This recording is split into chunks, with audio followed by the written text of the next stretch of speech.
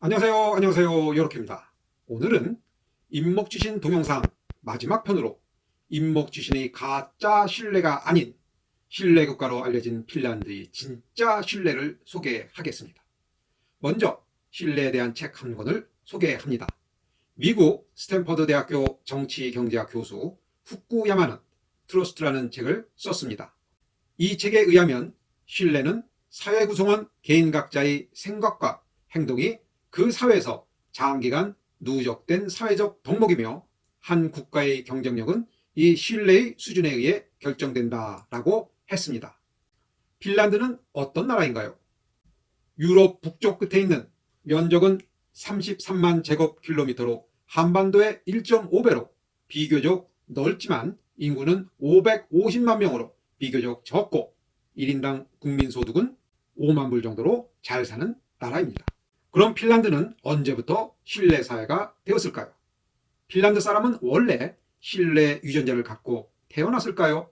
핀란드의 민족 서사시며 핀란드 사람의 자부심인 깔레발라라는 책에 등장하는 주인공 중에는 약속을 지키지 않는 신뢰할 수 없는 행동을 하는 인물이 많습니다.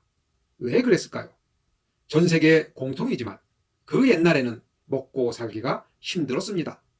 자는 시간 빼면 계속 일을 해야 겨우 먹고 살 수 있었으니까요.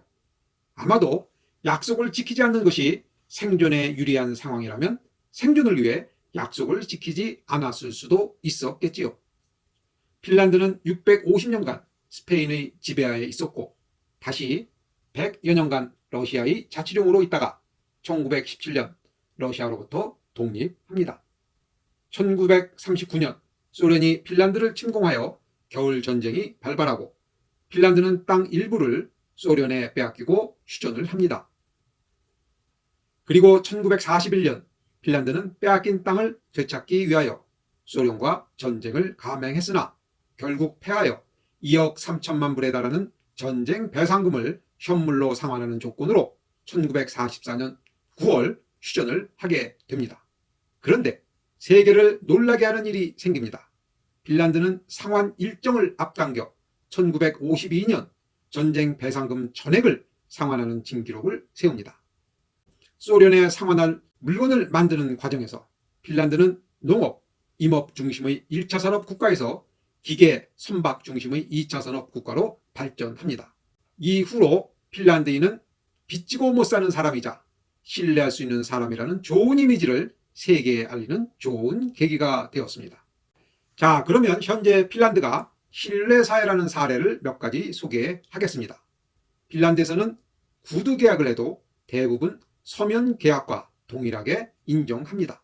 주택 임차 계약할 때 우선 구두로 기간과 금액 등 주요 사항에 합의했으면 선급금을 받지 않았어도 문서 계약 전에 더 좋은 조건을 제시하는 세입자나 임대주가 나와도 대부분 구두 합의를 지키는 신뢰 사회입니다. 핀란드에서는 수돗물을 그냥 마십니다. 유럽을 여행할 때 식당에서 물을 사 먹다 보면 비용이 제법 들어갑니다. 핀란드 식당에서는 공짜로 마실 물을 줍니다. 물론 사 먹는 물도 있습니다. 공짜로 주는 물은 수돗물입니다.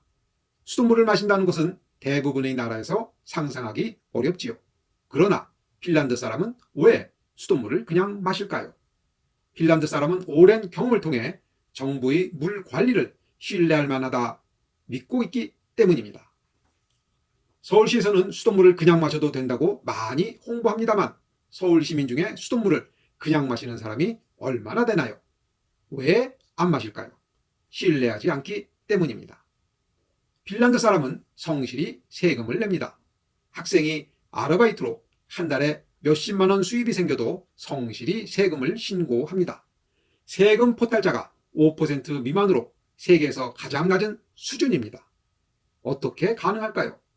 정부에서 지속적인 감시를 하기도 하지만 더욱 중요한 것은 시민들의 자발적인 신고입니다. 주위에 수입이 많지 않던 사람이 갑자기 고급차를 사면 국세청에 신고합니다. 탈세자로 의심되는 사람이 주위에 있으면 국세청에 신고합니다. 어찌 보면 불신사회 같지만 신뢰사회를 유지하려는 사회 구성원들이 신뢰할 수 없는 기생충들을 속아내는 자발적인 노력입니다. 핀란드에서 개인 간 신뢰가 지켜지는 이유는 무엇일까요? 신뢰를 지키지 않으면 오히려 불이익이 생긴다는 사실을 핀란드 사람들은 오랜 경험으로 잘 알고 있습니다. 헬싱키 인구 60만 명, 핀란드 인구 500만 명입니다.